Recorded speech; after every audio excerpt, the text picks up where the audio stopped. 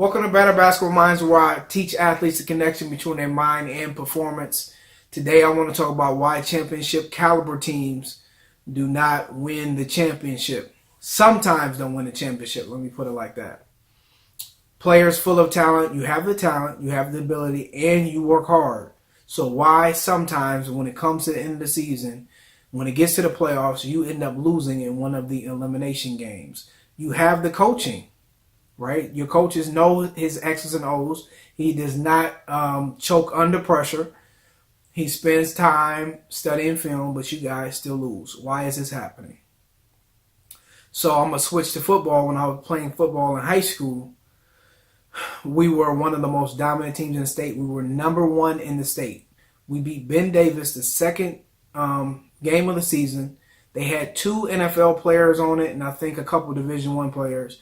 And we had one NFL guy and maybe one D1 person. But basically, we were outmanned. They could play, and we actually beat them in our backyard. So we were talented. That was the second game of the season.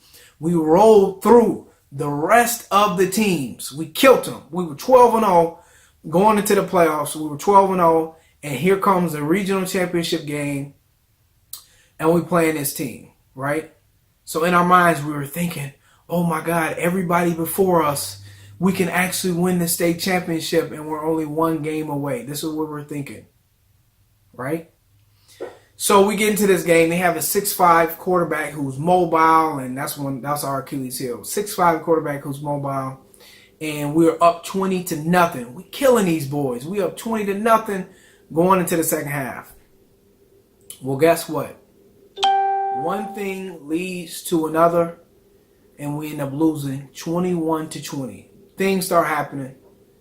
Calls were not going our way. We were making mistakes. We were shooting ourselves in the foot.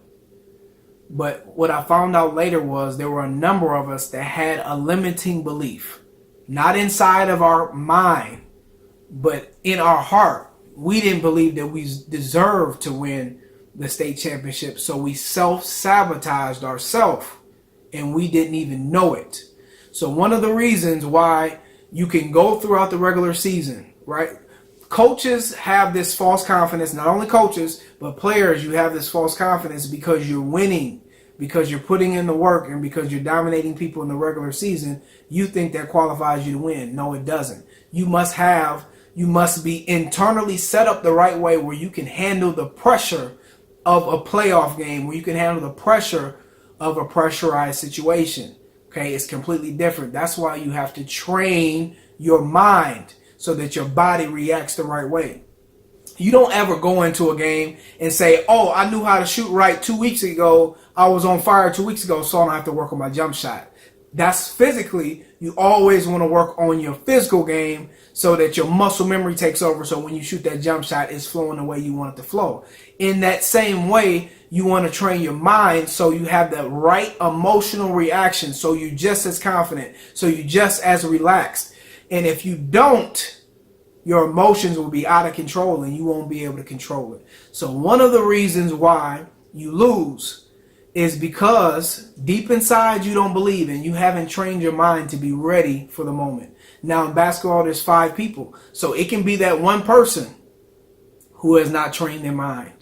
That one person who hasn't done the mental training the right way.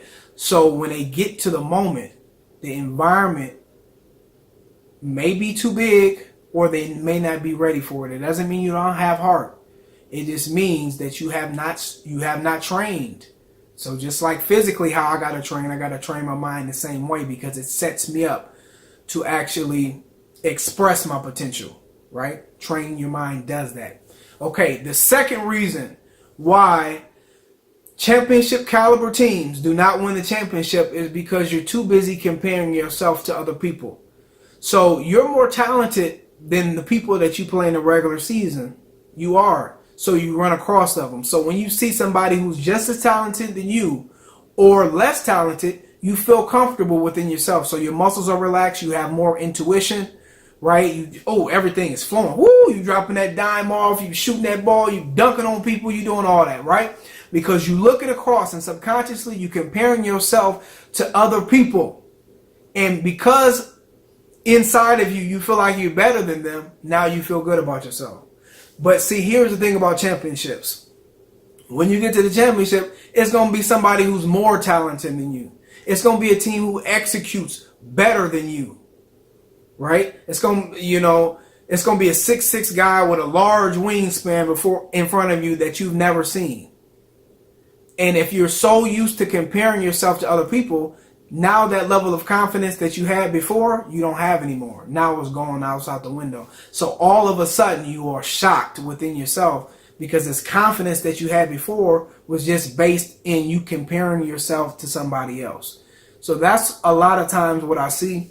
I see coaches, and just not putting on the coaches, but teams and people in general, you're real comfortable right now because you're in the regular season, which is less pressure, because if you lose, it really doesn't matter.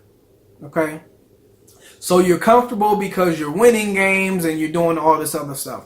Now, what happens when you play against a team who's just as talented than you or executes on a high level? You actually end up losing those games or playing pretty close. So you lose a couple games and then you win 10 and you think, oh, we just killing it. We on a schedule to have a high win percentage. But even though you put in all the hard work, on the off season, coaches, you did all the recruiting, players, you worked hard in the gym, but you don't know how to train your mind correctly. You know it and you feel it when you play and when you look across and that player, all your confidence is in your athleticism, right? You just fly through the roof. So you playing somebody who's more athletic than you, now you don't know how to handle it. Now your confidence is going out the window.